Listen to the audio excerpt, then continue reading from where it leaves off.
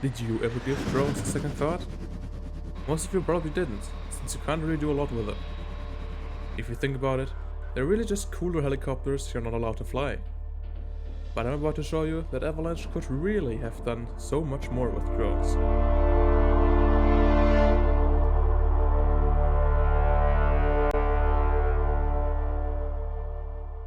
What if I told you that it's absolutely possible to fly drones? With a little bit of modding involved, of course. Yes, you heard that right. I've actually achieved this over a year ago, but since there's issues with the doors I added, you can't actually enter them from the outside. Because of that, they only work on my Just Cause 3 multiplayer server, where you get to be able to put inside the car when you spawn it. So what can you do with drones? Well, fly them obviously, and from there you can do anything the AI can do as well. And everything just works. Controls work fine, the drone's onboard weapons work perfectly, you can use shields, and even the landing gear on the transport drone works. And this is where the fun begins. You also get to see some unseen features. All drones actually have nitros, and it's fully functional. But not just that, all of them also have a shield, but they don't run out at all, giving them pretty much infinite invincibility. Flying them is also really fun. Most of them go really fast, especially the big transport drones for some reason. And together with your friends, you can also mess around with them and try out things, like trying to balance cars or objects on them. So, if you wanna give flying drones a try, hop on our Just Cause 3 multiplayer server, Freedom Unlimited. Join our Discord and get the mod pack to enable all the mods and have fun.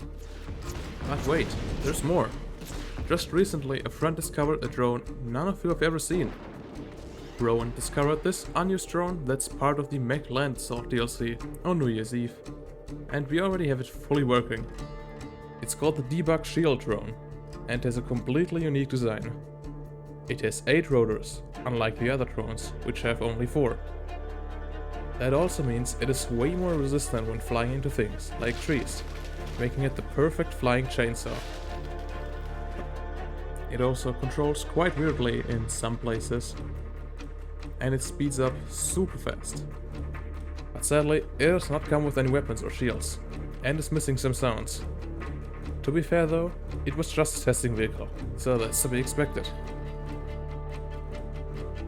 So how did I even make them controllable? Well, it's simple actually. I simply swapped out the drone's interaction context for the one of a helicopter in the vehicle's EPE file, which is pretty much its brain that puts together the vehicle from all the files in its archive. This adds things like vehicle controls and a driver's seat. That's it, it's that simple. You can literally do this in minutes.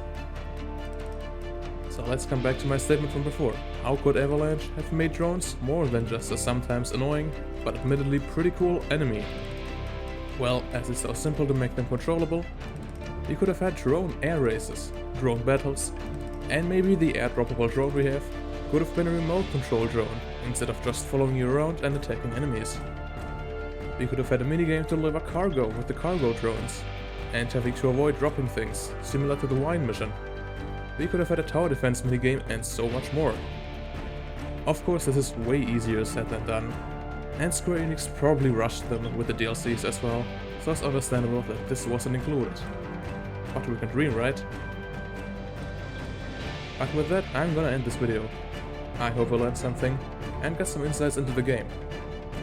Also be sure to check out our Just Cause 3 multiplayer server, where you can fly the drones. The big 5.0 update is nearing completion, which will add even more features. But I will see you in the next video, and thanks for watching.